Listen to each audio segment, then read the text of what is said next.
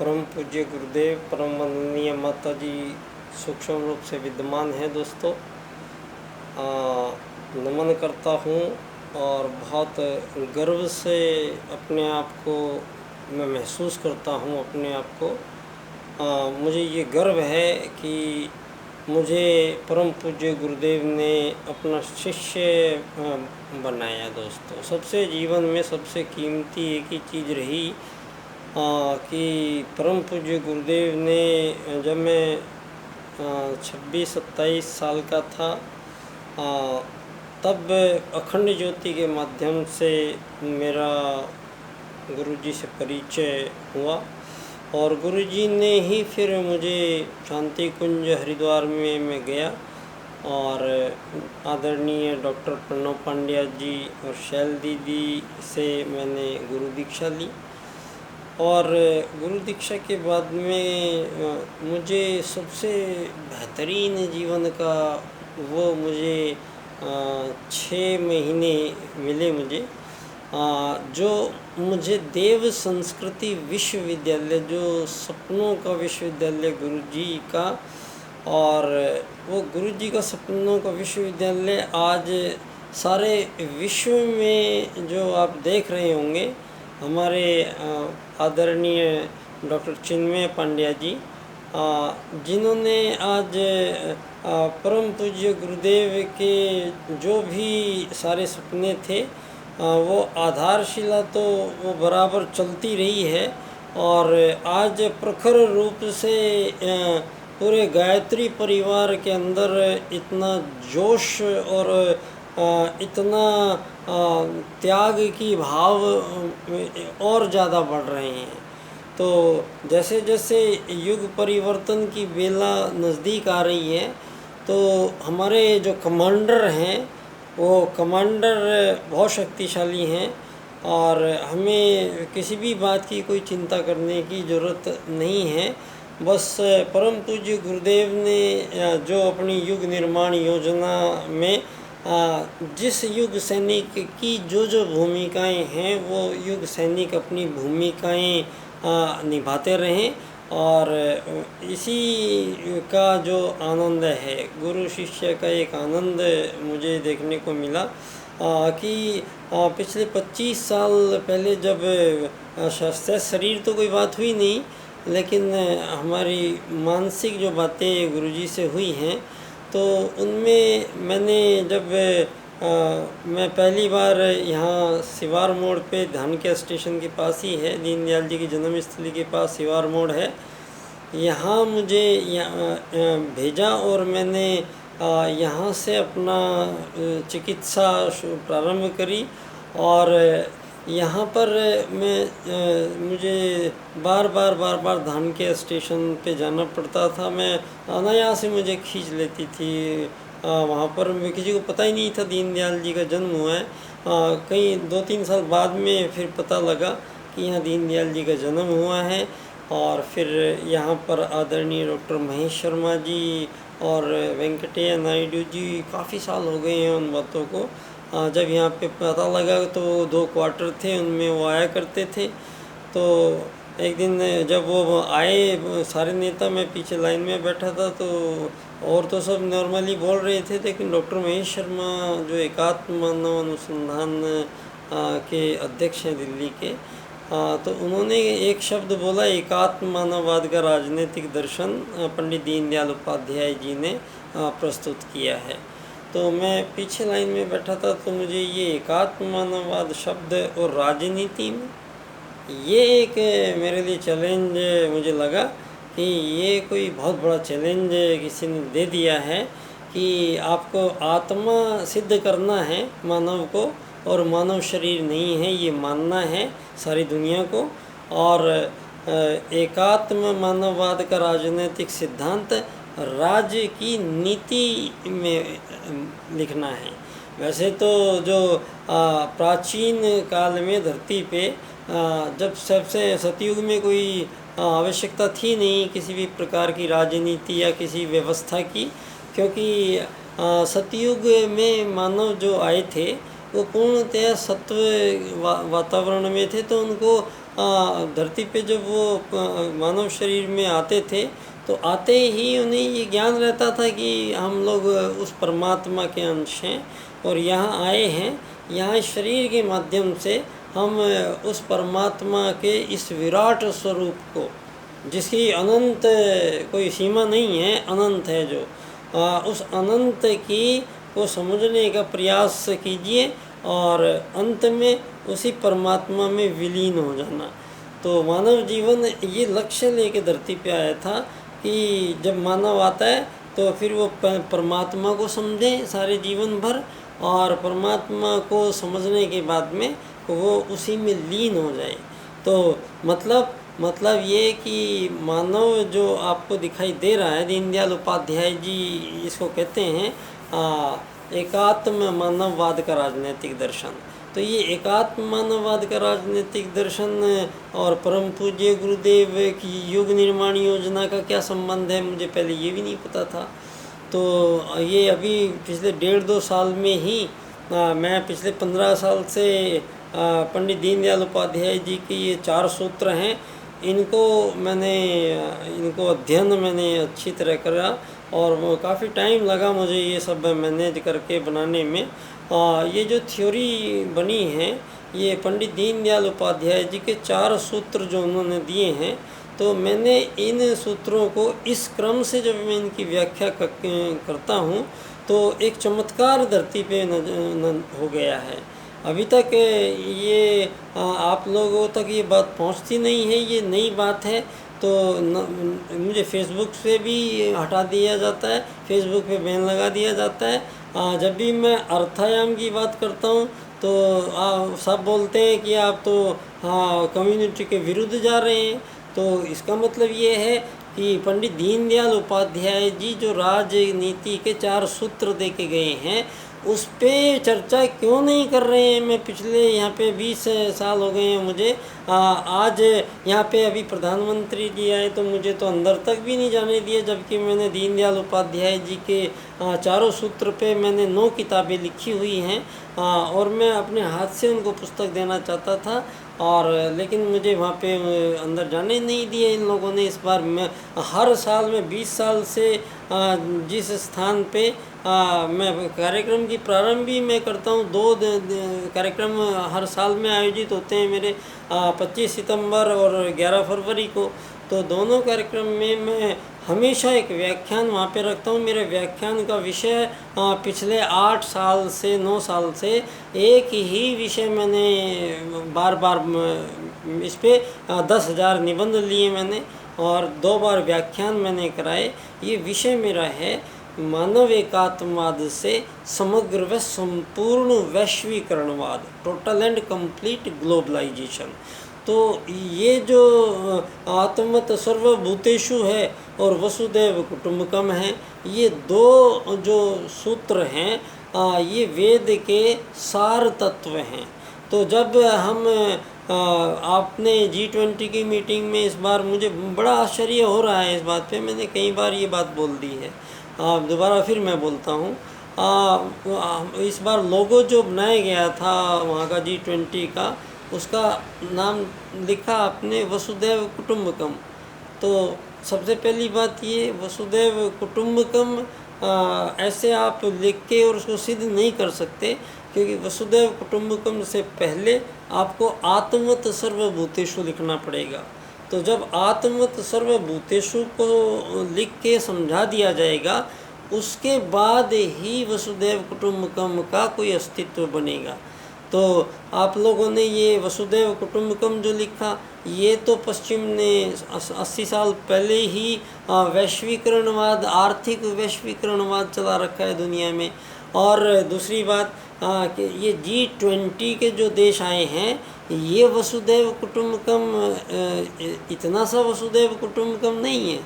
यहाँ पर 199 आज़ाद देशों की सीमा रेखाओं में बसी हुई सारी दुनिया और 199 आज़ाद सरकारें, ये 199 देशों की आज़ाद सरकारें सारी की सारी जब एक जगह मिलेंगी, जब 7 अरब लोग हैं जो धरती पे, इनके बीच से सारी सीमा रेखाएं समाप्त कर दी जाएंगी धरती की। मानवों को सारी धरती पे किसी को भी कहीं भी आने जाने रहने खाने की पूर्ण रूप से पूरी सुविधा मिलेगी। तो ये मानव को जो दीनदयाल उपाध्याय जी एकात्म मानववाद का राजनीतिक दर्शन कहते हैं, तो ये हमारे वेद सूत्र आत्मवत् सर्वभूतेषु को ही परम पूज्य गुरुदेव ने पंडित दीनदयाल उपाध्याय जी को विश्व की नई राजनीति निर्धारण करने का जो महत्वपूर्ण कार्य सौंपा था। क्योंकि युग परिवर्तन है, तो युग परिवर्तन में मानव के परिचय से प्रारंभ किया जाएगा इस बार। और इसका जो विशेष फोकस है वो है सारे विश्व की जो आज राज्य की नीति चल रही है, ये कौन सी चल रही है? अब ये चल रही है पूंजीवाद आधारित लोकतंत्रवाद।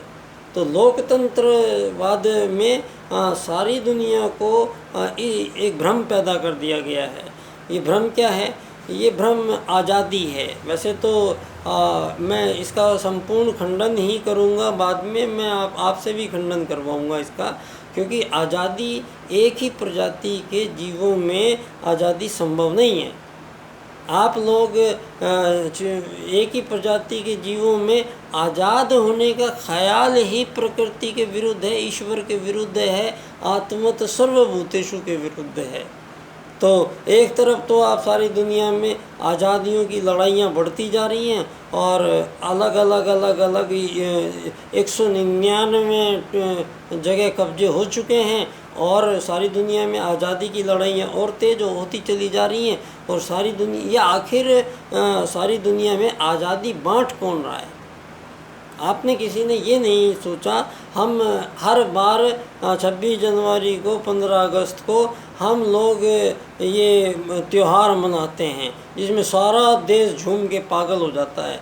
तो ये एक प्रश्न मैं आप लोगों से पूछना चाहता हूँ कि ये आप आज़ाद होते हो जब जिस दिन 1947 में, तो आप लोग जब ये सभाएं करते हैं, आयोजन करते हैं, तो वहाँ पर आप लोग सबसे पहले बोलते हैं कि भारत जो है वो गुलाम देश था और ये गुलाम भारत देश को आज़ादी मिली 1947 में।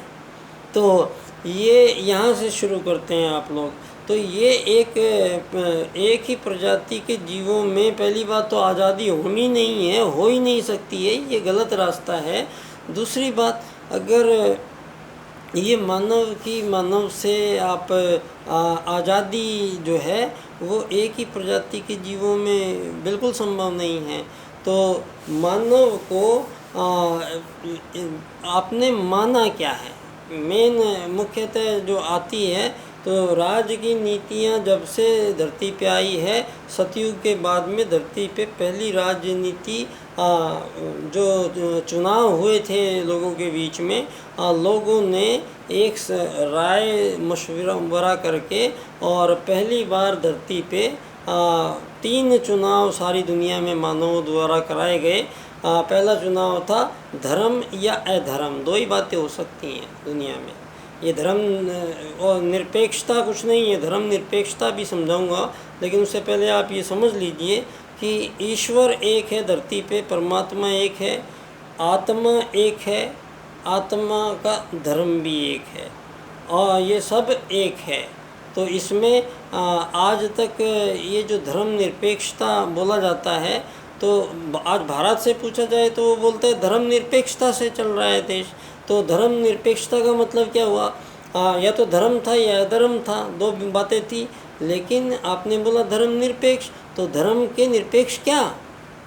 मानव है जो धरती पे आया है, वो या तो अपने जीवन क्रम में जो यहाँ ज़िंदगी खर्च करेगा, या तो वो धर्म के साथ करेगा, सापेक्ष करेगा, धर्म के सापेक्ष रहेगा मानव, और या फिर धर्म के निरपेक्ष रहेगा मानव।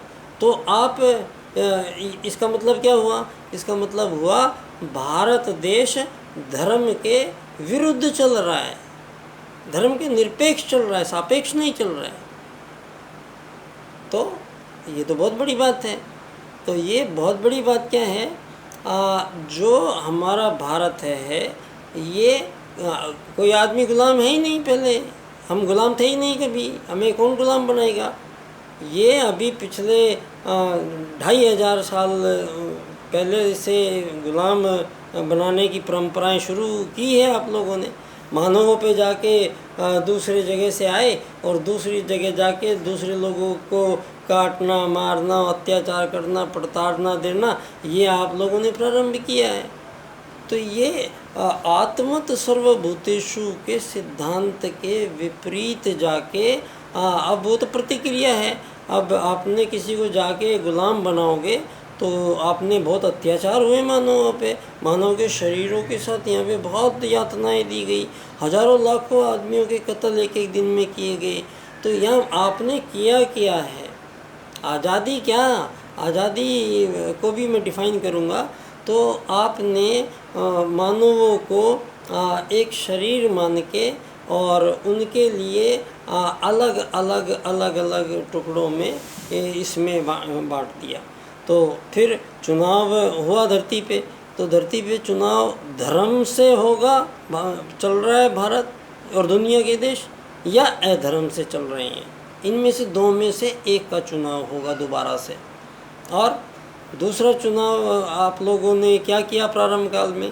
प्रारंभ काल में फिर चुनाव किया, आपको राजकता चाहिए या अराजकता। तो मानव ने कहा राजकता चाहिए, तो ठीक है।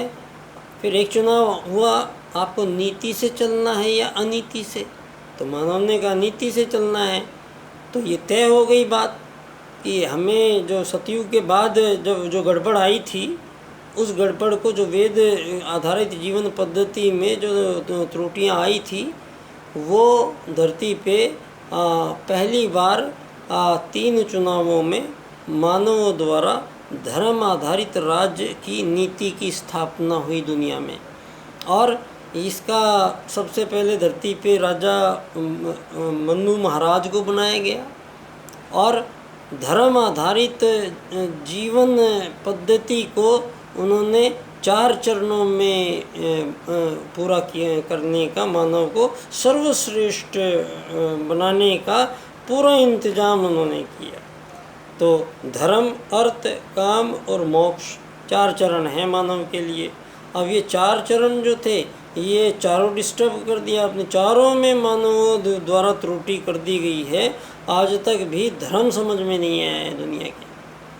आज इस धर्म के चक्कर में आज तक भी सर काटे जा रहे हैं दुनिया पे। तैयारियां चल रही हैं, युद्ध हो रहे हैं, आज भी हो रहे हैं। ये मानवों को इतना विभाजित किया हुआ है। ये विकसित, अति विकसित, अल्प विकसित, विकासशील, ये अमीर देश, ये गरीब देश, ये पिछड़े देश, ये अगड़े देश।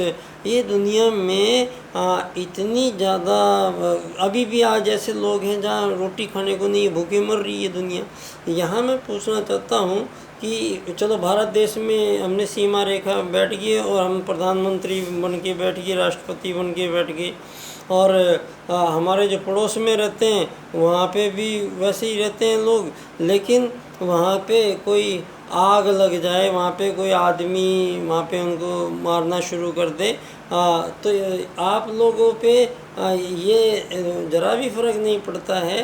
आप लोग खुश होते हो कि ये दुश्मन मर रहे हैं, दुश्मनों के साथ बुरा हो रहा है। तो ये क्या हुआ, मानव से कंपटीशन, मानव के साथ जो रिश्ता आज आप पूंजीवाद आधारित जीवन पद्धति के कारण बनाया है, वो एक दूसरे से स्वार्थ है। स्वार्थ मिलेगा। धन आधारित जीवन पद्धति का निर्माण करना धरती पे सबसे बड़ी गलती है मानव की, क्योंकि 84 लाख प्रकार के जीव शरीरों में आज तक भी किसी में किसी प्रकार का कोई लेन देन नहीं चल रहा है। सब अपने आत्मत सर्वभूतेषु वसुदैव कुटुम्बकम के नियमों के अनुसार सुसंचालित अपने जीवन का क्रम को आज भी आप लोगों के साथ जी रहे हैं। यहाँ हमें आज़ादी की लड़ाई, आज़ादी संभव नहीं है। तो आप ये कहना चाहते हो कि भारत में भगवान श्री राम आए वो गुलाम भारत था, भगवान श्री कृष्ण आए क्या वो गुलाम भारत था? तो आज़ादी आपको 1947 में मिली है, तो इससे पहले वो सारे गुलाम भारत में आए थे। ये जो खेल है आज़ादियों का, ये एक मानवीय जो ये पूरा का पूरा पूंजीवाद आधारित लोकतंत्रवाद कह सकते हैं इसको, ये आपको मानव को केवल एक उपभोक्ता के रूप में देखता है, और उपभोक्तावाद भी कहते हैं आज मानव को। तो मानव है कौन, सवाल यहाँ से प्रारंभ होता है, जिसको दीनदयाल उपाध्याय जी राज्य की नीति में स्थापित करते हैं। तो जब मानव शरीर नहीं है, दीनदयाल जी कहते हैं मानव एक आत्मा है। आत्मा जो धरती पे आई और वो एक शरीर में प्रवेश किया तो शरीर जिंदा हो गया, शरीर हलचल करने लग गया।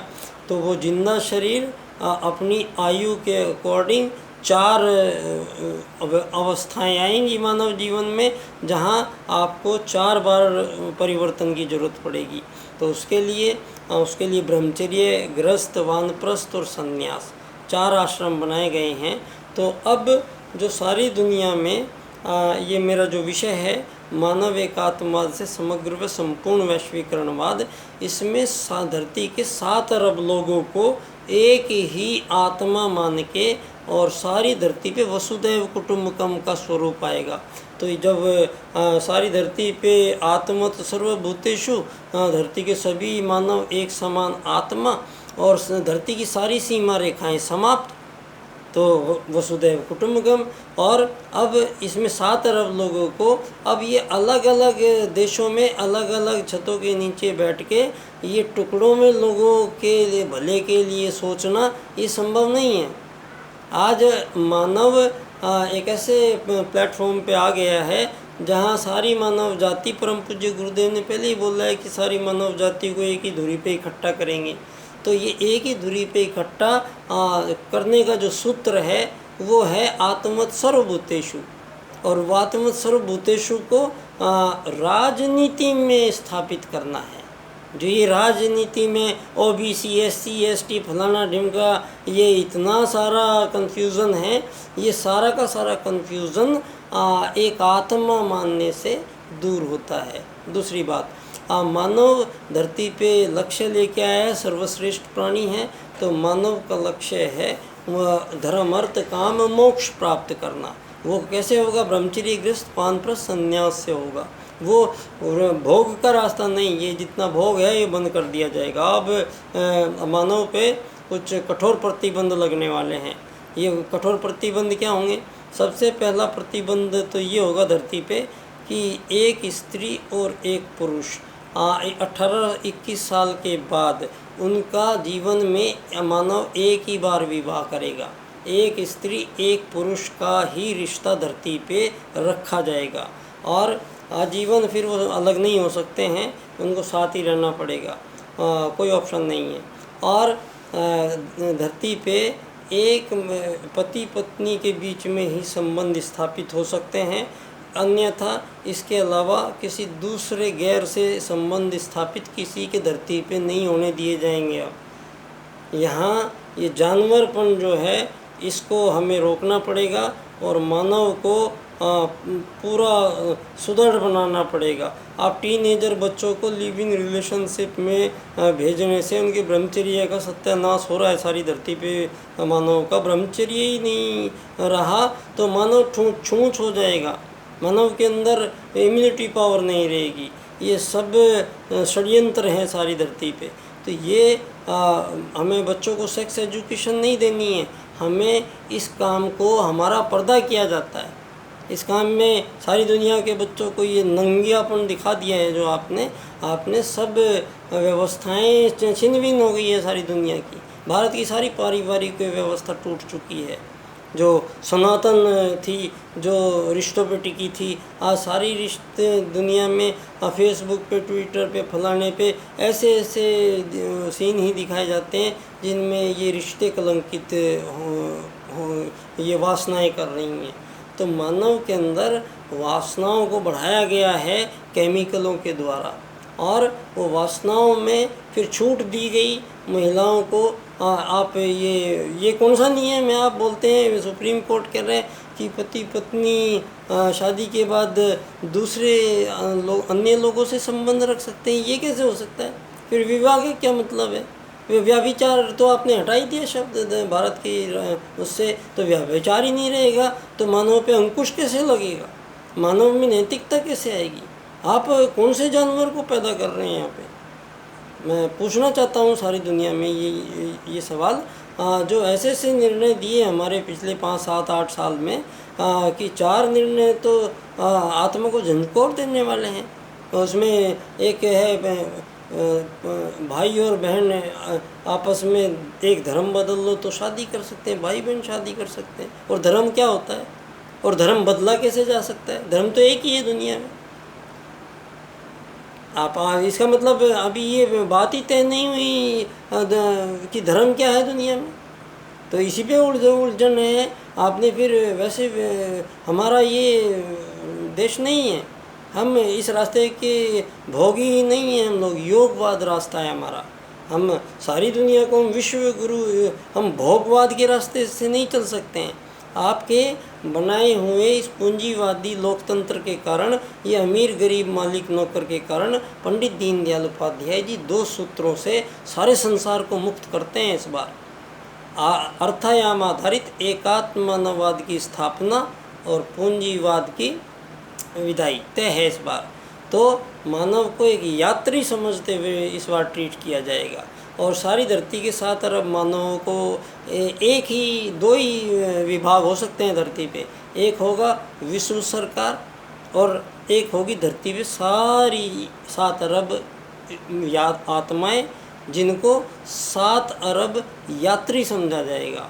और यात्रियों में किसी प्रकार का कोई भेद नहीं होगा। किसी भी मानव को यहाँ पर धरती पे आके ज़मीन नहीं खरीदनी पड़ेगी, मकान नहीं बनाना पड़ेगा, बिजली पानी गैस के आपको देने नहीं पड़ेंगे, आपको बच्चों की फ़ीस नहीं देनी पड़ेगी, बच्चों के शादी में खर्चा नहीं करना पड़ेगा। आपकी सारी समस्याएं इस बार, ये सारी की सारी जो मजबूरियां थी मानव की, शरीर भाव से मुक्त करते हैं। मतलब शरीर की जितनी भी आवश्यकताएं हैं, सबसे पहले उनको आजीवन निःशुल्क आप 7 अरब लोगों को दिया जाएगा। ये 7 अरब लोगों को ये खाना रहना घर, ये सब चीज़ों के लिए मानव को यहाँ लड़ाया नहीं जाएगा। रोटी कपड़ा मकान आपका लक्ष्य नहीं हो सकता है, यहाँ धर्म अर्थ काम मोक्ष प्राप्ति का आपका लक्ष्य है। तो आपको यदि शरीर मानेंगे हम, तो रोटी कपड़ा मकान और इन्हीं में उलझा के मानव जीवन को बर्बाद किया जा रहा है। और मानव को एक आत्मा मानेंगे तो आत्मा का काम परमात्मा बहुत विस्तृत है और मोक्ष प्राप्त है करना है। तो यहाँ धरती पे अब ये जो दोबारा से धरती पे युग परिवर्तन जो हो रहा है, इसमें मानव का परिचय से लेके मानव के सभी कर्म पुनः परिभाषित होके और धरती पे देव मानव आपको दिखाई देंगे बहुत शीघ्र। ये विषय जो है ये ऋषि सत्ताओं का आशीर्वाद प्राप्त ये मेरे 5 शब्द हैं। मानव एकात्मवाद से समग्र व संपूर्ण वैश्वीकरणवाद, टोटल एंड कंप्लीट ग्लोबलाइजेशन। मुझे इस विषय पर विश्व न्यायालय में मैं जाना चाहता हूँ। मैंने पीएमओ में भी एक ये लिखा भी है, और विदेश मंत्रालय में भी मैंने एक रिक्वेस्ट उनसे मीटिंग के लिए मांगी है। तो मैं क्योंकि मेरे पास पूरा सब्जेक्ट है पंडित दीनदयाल उपाध्याय जी के 4 सूत्रों के द्वारा धरती पे एक नए विश्व की संरचना हो रही है, जहाँ धन आधारित जीवन पद्धति की जरूरत ही नहीं पड़ेगी। यहाँ आवश्यकता ही आपकी ख़त्म कर दी जाएगी। तो लोभ मोह चोरी चकारी ये सब बंद हो जाएगा, ये व्यभिचार सब बंद हो जाएगा।